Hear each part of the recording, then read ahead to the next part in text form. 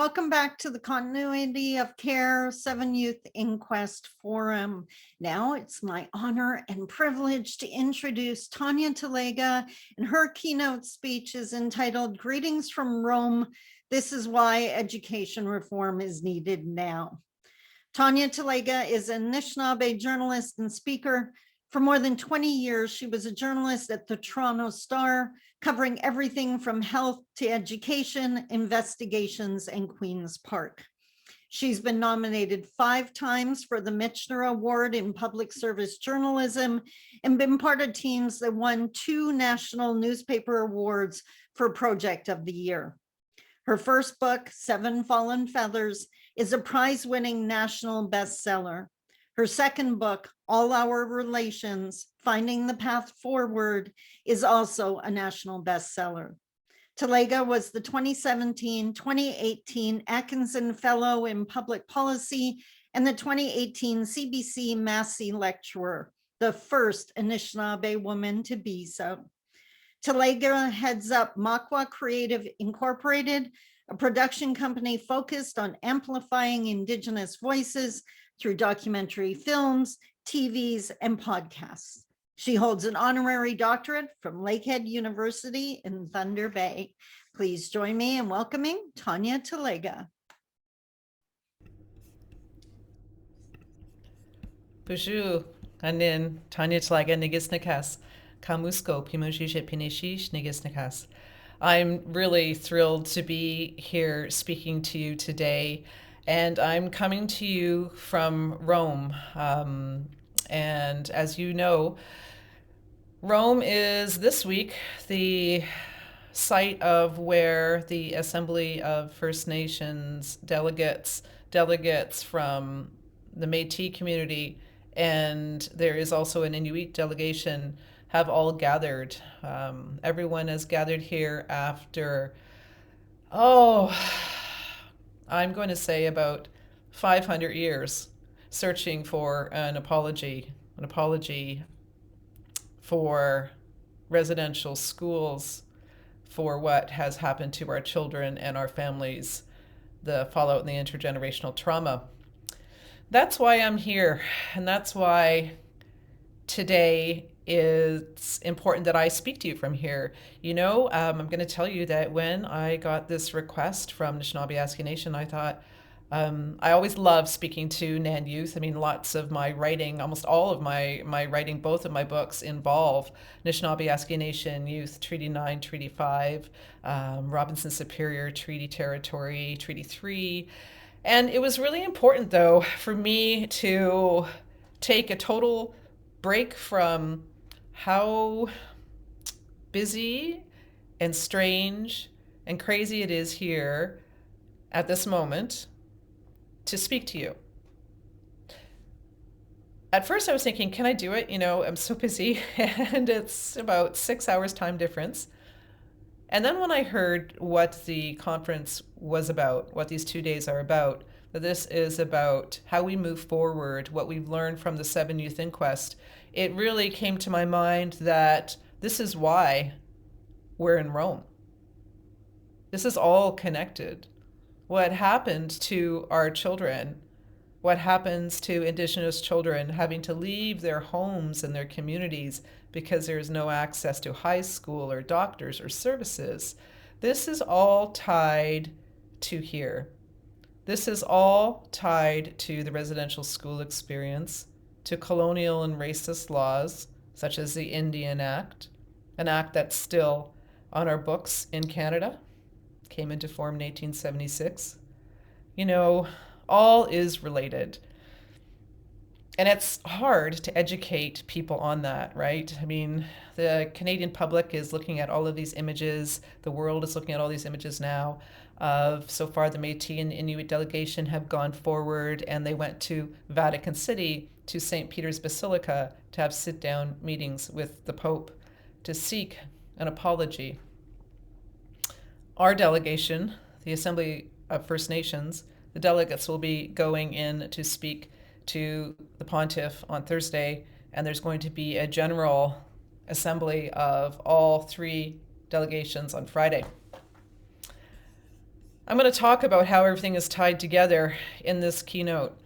And I'm also going to leave some room for questions if we can at the end, because I would love to have any youth that are listening or any teachers, anyone really, if they'd like to ask me questions about what it's like and what we're seeing, hearing, and even feeling, please ask me.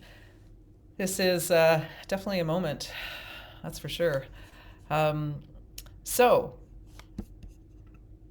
let me start by saying a little bit more, though, about myself and about why I'm talking to you today.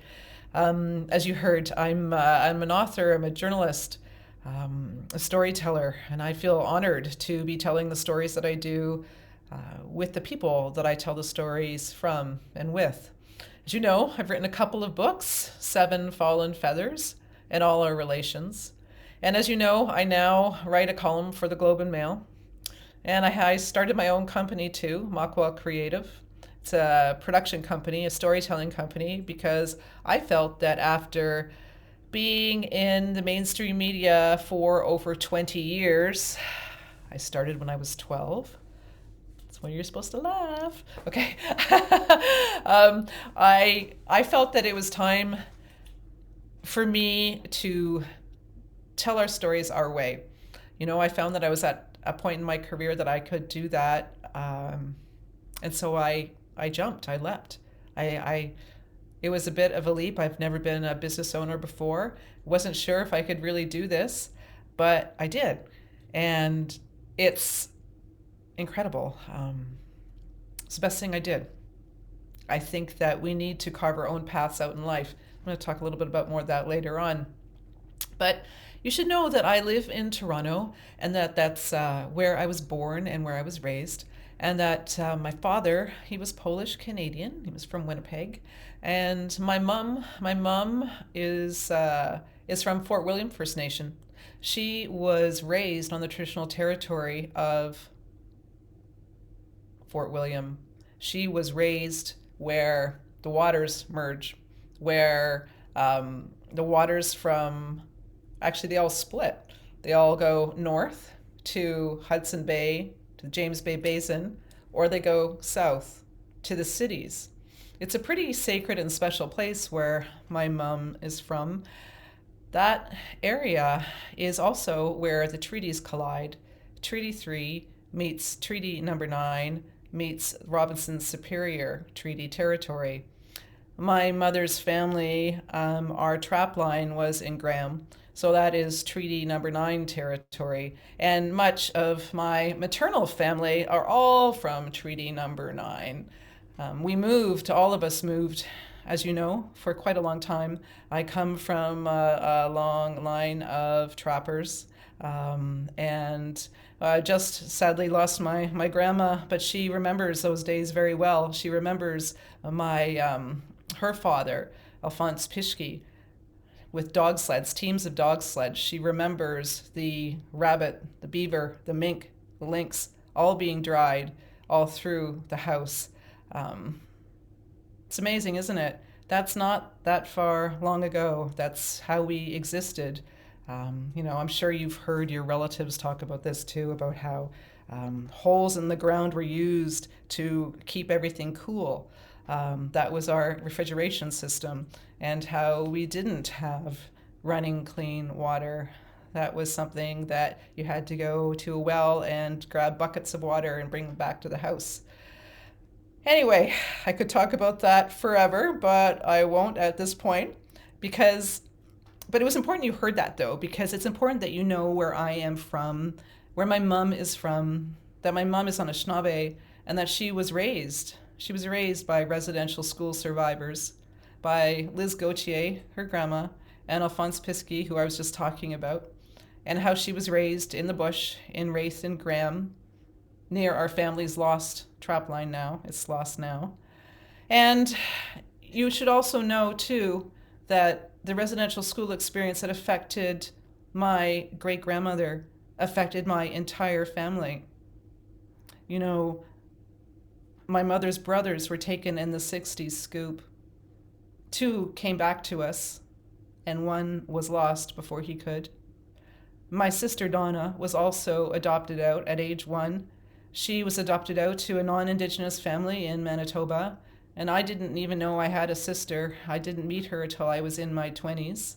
And sadly, I lost my sister a number of years ago. I guess it's been 7 years ago now. And all of these people, all of my family, all of my relations, all of the communities we write about, they've been in my thoughts in Rome. You know, my family's experience, all of our family's experience. We're all connected. You will find that many of us have the same story. And with me, I write those stories. I write the stories of our people. We do this because it's important to tell Canada, to inform everyone what happened and how it wasn't history. It wasn't a long time ago. This has happened in the recent era, and it's still happening now. Our families are all still struggling or trying to figure out a way forward, figure out how we should have our place in this world, in a country that's tried to destroy us with colonial laws and practices and by residential schools. So it's important you know all of this, because I think it's important that we talk about this. I'm in always a constant journey of learning, and I know that all of us are.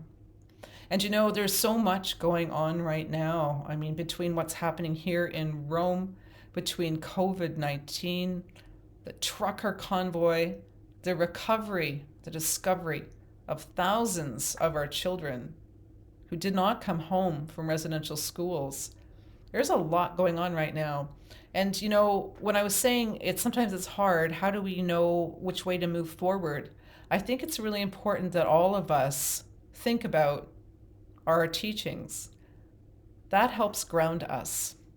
And it's important in a conference like what you're having here over the next 2 days to know about your teachings. And if you don't know about them, as I said, I'm always on a journey of discovery, and I'm still learning what the teachings mean, but I'm just going to sort of simplify them as much as I can, as they were taught to me. And they were taught to me by Elder Sam Achnepanenskum. And you all know Sam. He is a Treaty 9 elder from Martin Falls First Nation, and he may even be coming onto this conference. I don't know. But if you know Sam, give him a hug and buy him a triple Tim Hortons, please, the next time you see him. Tell him it's from me. Thank you, Sandy. So he taught me that the Anishinaabe are guided by 7 teachings, 7 truths, and that these truths were handed down to us from our ancestors. And while there are hundreds of different First Nations from coast to coast to coast, many of us share a version of these 7 grandfather teachings. And each of these teachings are represented by its own animal. I'm going to go through them a little bit because I think it's important that we just acknowledge them and keep them close to our heart when we're thinking about education. Those teachings are respect, humility, love, bravery, wisdom, truth, honesty. Truth is represented by the turtle, because the turtle was on Turtle Island during the creation of the earth. The turtle carries the teachings of life on its back. Humility is the wolf. The wolf lives for his or her pack, and the ultimate shame is to be outcast and not part of the pack, working together for community as one. Respect is the buffalo. The buffalo gives every single part of its being, the fur, the flesh, everything, so we can be sustained as humans. The buffalo gives us balance. It shows us to respect balance and the needs of others. The eagle, of course, represents love because it has the strength to carry all of the teachings on his or her back. Honesty, the raven or the sabe. They both understand who they are and how to walk comfortably in their own skins. Bravery, makwa. The bear. The bear, mother bear, has the courage to face her fears and her challenges, to face life with bravery, to protect her young. The beaver. Beaver is wise because the beaver uses its abilities to change the environment around so it is safe for its family. Without these teachings, we would be lost and rudderless, uncertain of who we are, where we belong, and what our purpose is in life.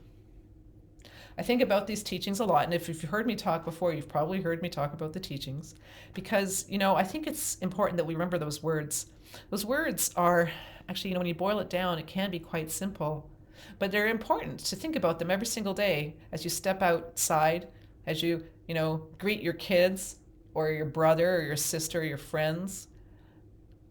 They're a frame that tell you how we can live together, work together, be together in a respectful way. I think that you could take those teachings further too, and so we could figure out how we can all live on Turtle Island together. And it doesn't really matter if you're Anishinaabe or not. These teachings can help us all move forward to live a good life. So I want you to think about the teachings. I want you to think about them as you think of your role in your family, with your friends, and your community. How can you bring that forward too to education? How can you bring that forward too in every single place that you live and work in? You're going to be hearing people from the hospital. You're going to be hearing some of the police. You're going to be hearing about schools and teachers. How do they use the 7 teachings? Do they think about the 7 teachings when they interact with us in our community? We should all be thinking about them. It's important that we work together towards equity and towards reform. And it's really, really hard. It's not easy. It hasn't been easy lately, too, in Thunder Bay. For Indigenous people, for First Nations people in Thunder Bay, it has been struggling. It has been hard. And what has kept us together is our love for each other, our love for our community and our people. We want a good future, the best and the brightest future for our kids.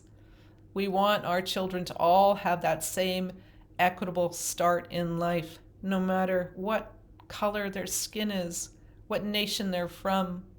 It's important. We all work together for that one goal. I always talk about this, and I believe in education reform. I believe in the need for all boards, all schools, to make sure they teach the truth. They must teach the truth. Because if they do not teach what has happened in this country, we will have what we have now. We will have a continued generation of lawyers and dentists and doctors and nurses and prime ministers and MPs and MPPs who have not been schooled in the true history of this country. And then that leads to a continuation of what we have now. Indifference too can kill. Indifference is very difficult. It's there, indifference. Indifference means looking away. Indifference means not caring, not extending your hand. And I remember I've spoken about this, about what indifference means to so many people. And I often think, too, of what Reverend Martin Luther King said. He said that indifference kills, and that you can't wait on time. Because if you wait on time, you're waiting for someone else to come in and to make the change. If you're saying, well, I'm not going to change anything, I'm going to wait for the government to institute policy to make a change, a new law, or I'm going to wait for a school board to have a new policy or a new mandate. You can't wait on time, because that leads to no movement whatsoever. And being that way, being that indifferent, is just as racist as hearing other comments, or just as harmful as policies meant to harm us. This means that everyone must participate together and that you cannot wait for government to change the laws. We must do this as community members and as Nishnabs, as First Nations people. We must do it ourselves because we know the laws, the truths that have sustained us as a people for tens of thousands of years. Speaking of that, and why I'm here in Rome, for years, Canada has tried to ignore the truth of the schools, and to ignore the Truth and Reconciliation Commission's 94 calls to action. 6 years after the TRC reported in 2015, only 13 of 94 calls have been completed. Over 6 years. These calls were developed after so many people, including the former Grand Chief of Anishinaabe-Aski Nation, Alvin Fiddler. He was a representative carrying and listening to the stories of people, survivors that came forward to bear witness as to what happened in the schools. And so did Elder Sam Achny Penenscom, who I was talking about earlier. He also worked with the TRC, traveling around. He'll tell you stories about putting many, many miles on his rental car, many, many cups of, triple Tim Hortons coffees, zipping around the province, listening, being an elder, and bearing witness to so many stories. There is one of the actions that I take to heart, and it's an action on education. And it's action number 62, which calls for making teachings about the treaties, which calls about making the truth told, which calls for making sure that all of our children learn of contemporary Indigenous people and ways of life in our school system. All of these 94 calls, these calls are a gift. They are a roadmap. They are a roadmap from former Commission Chair, former Senator Murray Sinclair, from Grand Chief Warren Littlechild, and Marie Wilson, a journalist. They're a gift to the people of Canada on how this nation could heal its wounds after its genocidal history, how we can walk forward together. We are still feeling the effects. We still live in this genocide. Our history was not an elective. So when I look at these calls to action and I think of number 62, and I think of the importance about how every single school board, public and Catholic, of how from kindergarten to university, college, our curriculums must change. They must reflect the true history of this country, because our shared history was not an elective. We did not ask for all our relations, for 150,000 children to be taken away from their families, their language, from everything they know, in order to be placed in nearly 140 government-funded, church-run schools. Schools aimed at beating, quote, the Indian out of the child. We did not ask for our sisters and our brothers, our aunties or our uncles to be scooped up by child welfare authorities and adopted out to white families as soon as all the schools closed. We did not ask to be living in moldy housing, to be living in poverty, in communities without basic medical care, without doctors, without access to an X-ray machine or kidney dialysis or a well-stocked pharmacy. We did not ask to be living in communities with no high schools or no clean running water so you can turn your taps on, have water come out that's clean so you could wash your hands, so you could wash yourself, your vegetables, your clothes, just like everybody else does in this country. We did not ask to be both shut out of the justice system and conversely locked behind bars at a far greater rate than anyone else. We did not ask for this treatment in our own land. But all of these things happened as a result of Canada's long-standing colonial history and laws created to tame, diminish, and control the Indigenous population, to move First Nation, Métis, and Inuit out of the way so others could come here, settle, and reap the rewards of this country we now call Canada. There's a lot of bleakness here. There's a lot of truth that needs to be found out and aired out before we can truly, really start discussing what reconciliation means. So I thought that I would talk to you today about my experiences here, about what's happening in Rome and what we're hoping to achieve. So one of the TRC calls to action is for the Pope to apologize, and to apologize on Canadian soil, to be in our territories saying sorry. What's in an apology? Is that enough? Is there a way forward? You're probably asking yourself that. Probably talking about it at home. I'm sure everybody is. Doesn't matter if you're Indigenous or not. You're thinking to yourself, or maybe around the dinner table saying, what good is this? Is this going to help? It's not going to hurt.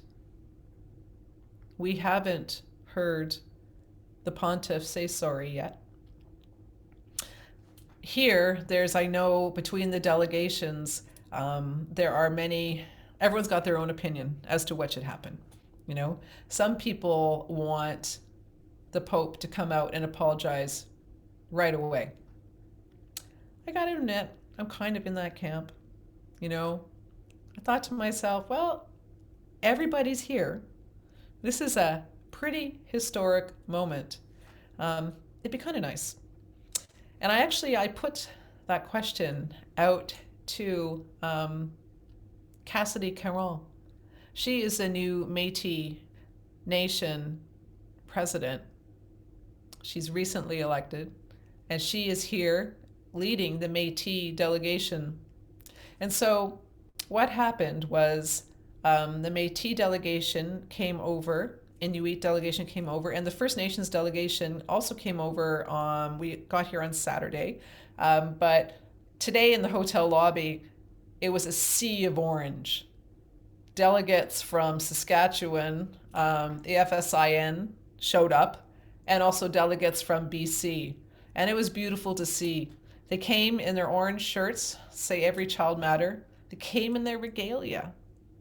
It was incredible, in cedar basket hats.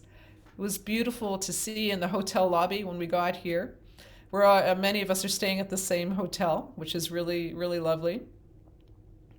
And on Monday, the first audience happened. The first audience was with the Métis delegation. And it was quite incredible. They went in, they were given an hour. Each delegation is given only an hour. And the Métis delegation, they brought with them gifts that they chose to give the pontiff. And they each had a chance to talk for a few minutes. And we were not allowed in as media, and I'm not a member of the Métis Nation, so I was not in, of course, as well. I was not part of the delegation. It was a private meeting. But when the meeting was over, there we are at St. Peter's Square, I have to tell you, and St. Peter's Square is where everything happens at the Vatican. And the Vatican, believe it or not, is its own little city, own country, essentially, within Rome. And this is the holiest site for Roman Catholics. This is where everything happens with the church. And the Vatican Museum, which I was in today, also contains the Sistine Chapel. And the Sistine Chapel is where the conclave happens. So that's when a pope passes away and they've got to choose another pope, or if a pope is sick and they have to choose another pope. They all get together, all the cardinals, and they decide who's going to be the next leader of the church. Well, the Vatican is a really quite a large place. Not only does it have St. Peter's Square, so that's a big, huge basilica. They also have the Vatican Museum where the Sistine Chapel is. And there's also the Papal Gardens. There's palaces where the Pope lives, where Pope Benedict, he's still alive, and he's living in one of the areas of the palace as well. And there's this huge, massive square. You've probably seen it on television, a million times on the news. And so we were waiting there, the reporters and other members of the delegation, waiting for the Métis to come out of their meeting with the Pope, because they were the first ones to go in. And you know what? It was so cool because we're waiting and standing there, hoping that they come out and say something. And instead of taking a bus back to the hotel, they decided they were going to have a press conference right there in the middle of St. Peter's Square. And what was so cool was they asked two of their youth members to fiddle their way to the press conference. They fiddled out of the Vatican.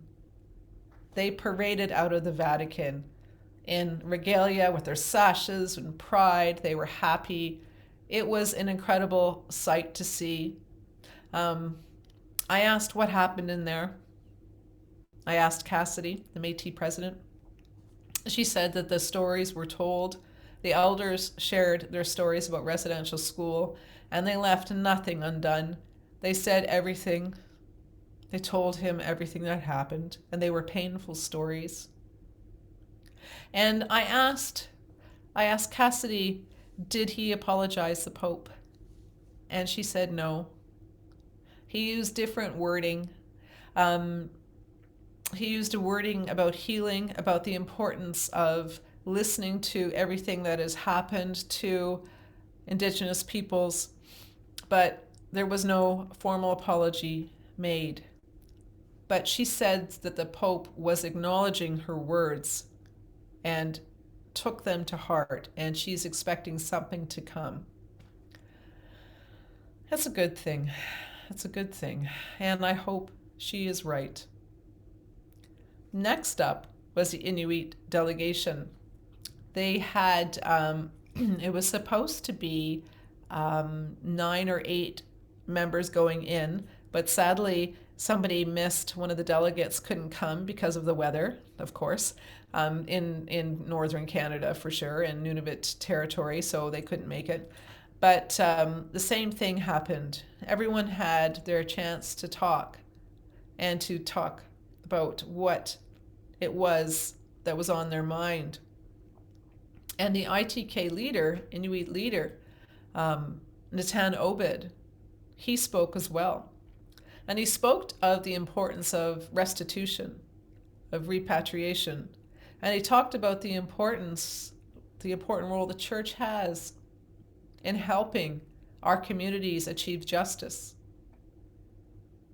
He asked in particular that the Pope help extradite members of the Catholic Church, people, priests, and workers that are associated with the church that have been charged with sexual assault and other abusive charges against children who are now adults, who are now older adults.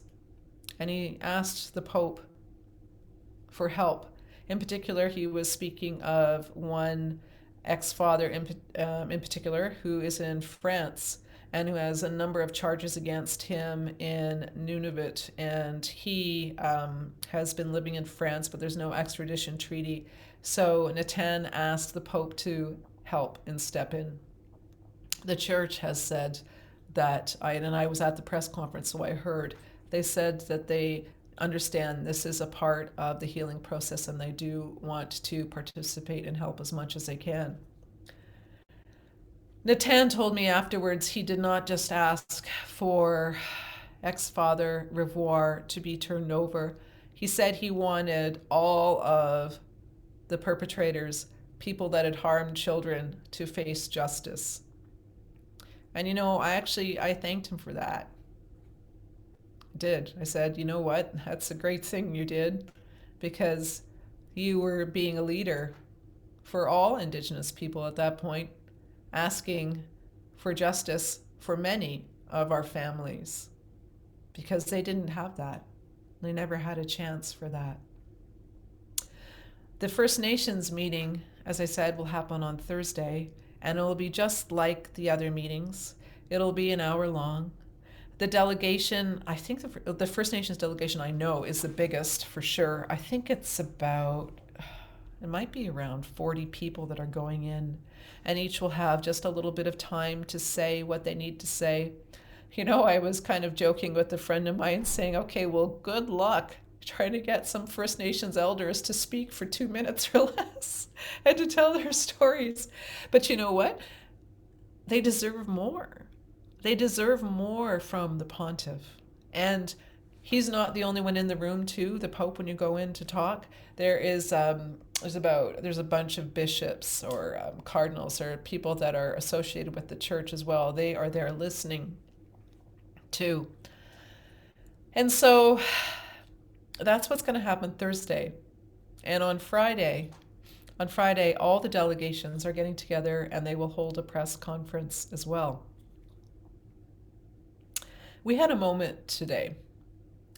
Today, we all got on a bus and we went to the Vatican Museum. We went to the museum in order to go visit Indigenous artifacts. We went to go visit, and I'm going to tell you the name of it, I just have to look it up. Anima Mundi. Anima Mundi is a place within the museum where all of the Indigenous artifacts are kept. What's here in this particular place is not for the general public to see, but we were told that the delegates were going to be able to see these items. What were they? There were wampum belts. There were peace pipes. There were, oh my gosh, a beautiful little box that came from Mi'kmaq communities in the East Coast. Myself, I saw, and what really sort of got me, and I have to look to see that I get it right here, so bear with me. It was a pipe stove it said, and there was a little tiny tag on it, and it said that it is from Ontario, Canada, late 19th century. And that was it. And I thought to myself, it was just this feeling you get in the pit of your stomach, and you're like, oh my goodness, late 19th century Ontario. Whose is it? Where is it from? There's no other identification on it. It doesn't say if it was a gift, a treaty gift, or not. Some of the other items, like some of the wampum belts, some of the peace pipes, had tags on them that said treaty gift or gift to the Pope. Some of the objects didn't. But that doesn't matter, really. After all that has happened, after so many things, if these were treaty gifts, they should be held in great esteem. They should be cared for, kept in ceremony. You don't just keep a peace pipe out on a table. A peace pipe has to be cared for and carried, has to be in ceremony, regardless of who owns it. We were thinking about all of these things, as we were looking at all of the items, and it was actually Fred Kelly from Treaty 3 who is here as a spiritual advisor to the AFN delegates, who looked at this peace pipe that was Haudenosaunee, and it was a gift to one of the popes. And he said, this should be not displayed like this here. And he was concerned And there was this moment, where we're looking at this pipe, and there was a feeling of we need ceremony, and we need care. And we were thinking about who this pipe belonged to and who made it. And we don't know. No name was given as to who the artist was, who the maker and the holder of that pipe was. It was an emotional time looking at those artifacts. I was with a member of the AFN youth delegation, Rosalie. She's actually head of the youth council. And she said, before we went in to go see the artifact, she told me, she said, it feels like we're going to visit. We're going to visit with some of our relatives that we haven't seen in a very long time. It's exactly what it felt like. It felt very heavy. It felt emotional. And you wanted to see them.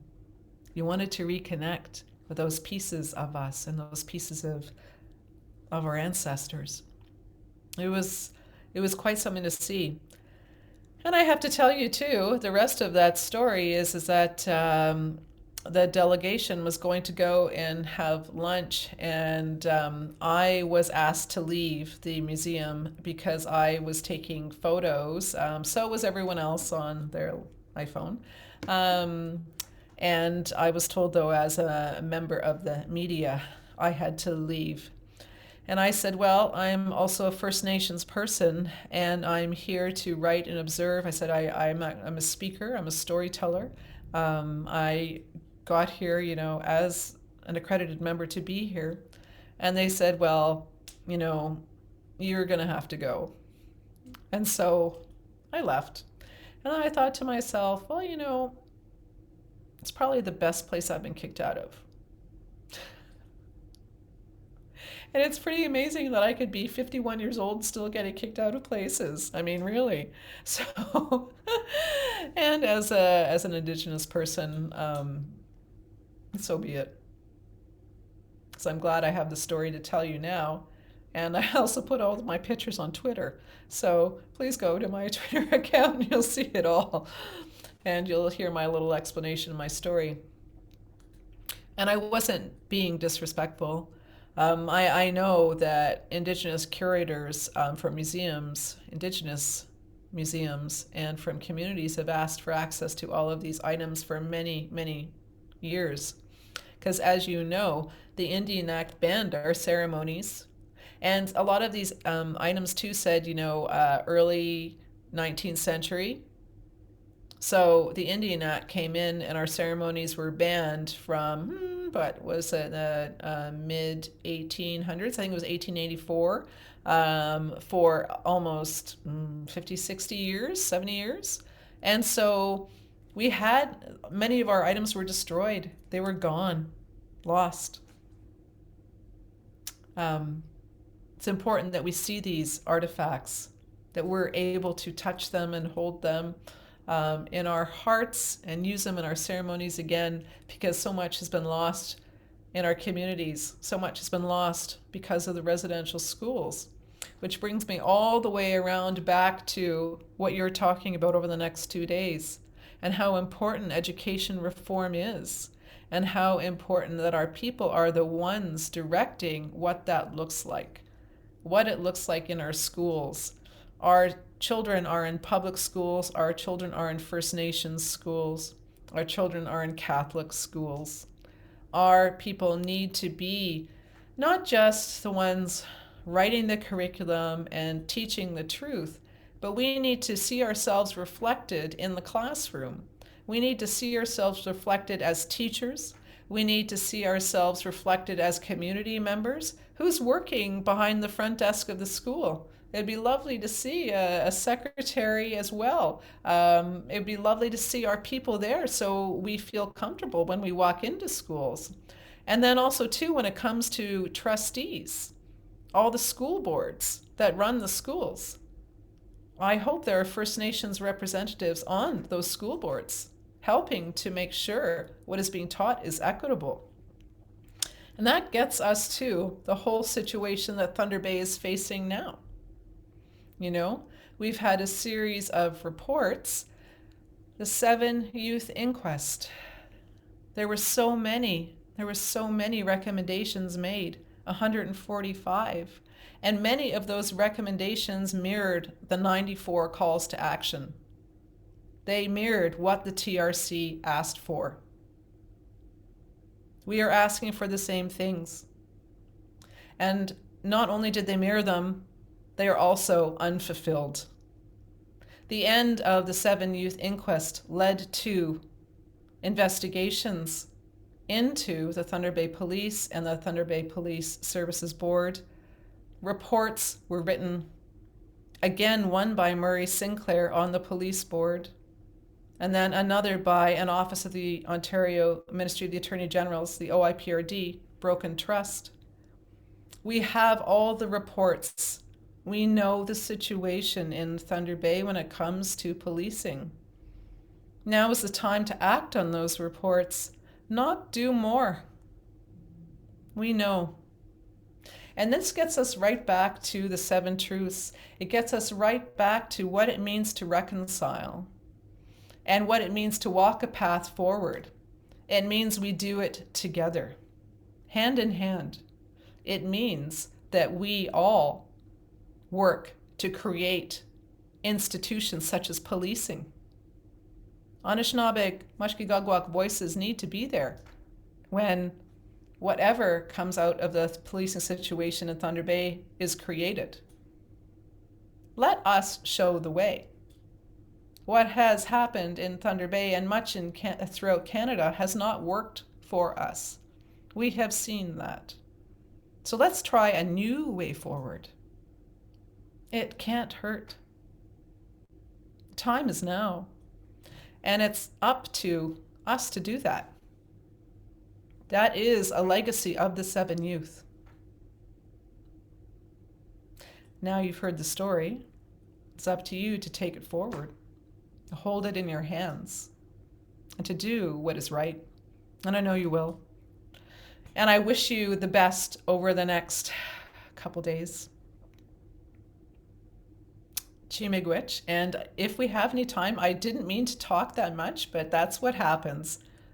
Again, can you imagine going in to speak to the Pope and only getting 2 minutes? It's a good thing I'm not going. It's been 50. All good, hun. All good. I love listening to you talk. So many things. Oh, we do have a question for you. First off, a comment. Miigwech for sharing the teachings. It's a good reminder. Something I need to do to be more mindful of when moving forward, the teachings. And I believe that's where the difference is, right? Like you said. Mm-hmm. And I don't think it's bad that we all forget. It's just to remember to come back, right? Totally.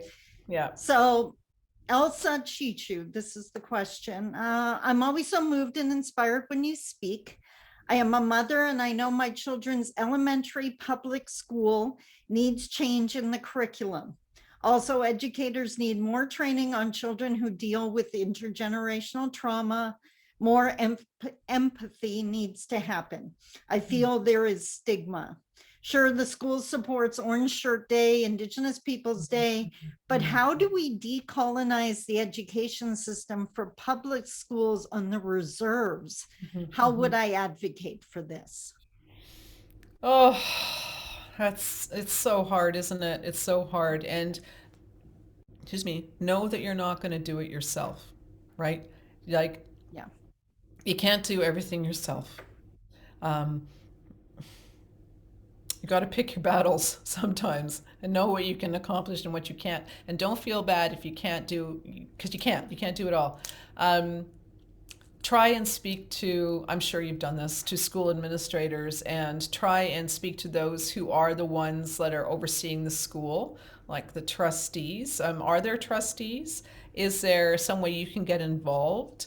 Maybe even gather a community of women, of parents from your community, and ask to speak to the school and come with a list of things that you would like changed, things that you'd like to see differently.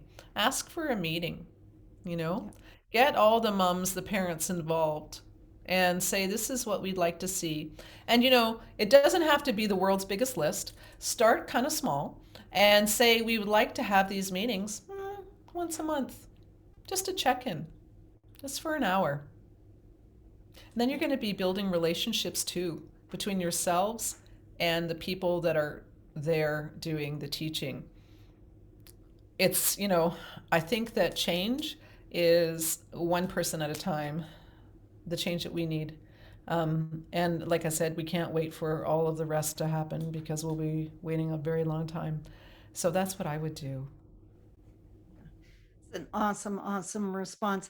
I heard an elder once refer to many fires, right? So what you're Mhm. doing in Rome is the one fire, and working in a community with that local public school is another fire. And sometimes you do see progress and other times you don't, but that doesn't mean other fires aren't. So not to get discouraged, right? Like you said, it's not just you. We have so many comments coming in. I would love to see some more questions, guys. Here's your chance. I have one comment here from Lee Little. When I was in grade school, I was taught that Sir John A. Macdonald was a distinguished and well-mannered gentleman, intelligent, and we've all been there. It wasn't until I was age 45 and I read an article in which Sir John A. Actually led starvation campaigns against Indigenous. It wasn't in the textbooks. Mhm. Mhm. There's so much that is not in the Yep, textbooks, right? exactly. Hmm. Don Williams, it makes me really angry that the First Nation Inuit Métis delegation has to go to Rome to ask the Pope for an apology. Common decency should dictate that the church should apologize on its own volition for all the harm done by the church to First Nation Inuit Métis peoples, children, and families through the decades. I had a question. So Inuit went first. No, Métis went first. Then Inuit. Then it's going to be First Nations on Thursday. You had mentioned that they were all coming together for a press conference. Is Friday. there a point where they're all going to be together and the Pope is there, or no? Yeah, that's going to be, that's what they're going to do is that it's going to be like a Okay. massive delegation and they'll be with the Pope and then there'll be another press conference. Okay. I am Yeah, really, sorry. really hoping, and you can call me naive, I'm hoping that's when the apology comes, that he's Mhm. taking this time to hear all these stories and right, as opposed to three individual ones, I guess. I'm just really hoping. My heart goes out to the people that share their stories if it doesn't generate an apology, because I hope their self-care plan is huge. There's Yours as lots of well. healers here. Yeah, there's lots of, Yeah. it's really nice to see like the AFN brought people specifically for that. Each of the delegations did. Hmm. Yeah. And I think we all got to remember, like, these just aren't stories. These are like trauma we're sharing, Yep. right? Got a Yep. question for you. The government are the ones, Indian Affairs in brackets, who partnered with the churches to haul us to residential schools. Is this correct? If it is, why isn't the government, Indigenous Services Canada, now apologizing? And why is it so hard for the Pope to apologize? So Mhm. we do have the official apology from the federal government, correct? Right, exactly, exactly. So yeah, as you know, as you said too in your question, Julie, the the government of Canada funded the schools and left them up to the Christian churches to run. And so what everyone's been waiting for is an apology from the Catholic Church.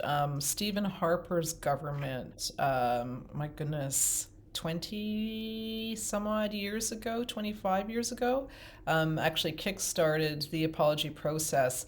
And by that kickstarting, it led to the Indian Residential School Settlement Agreement, which is actually decided on by the courts. So this is actually an interesting thing. A lot of the change that's happened in Canada has come through the court system.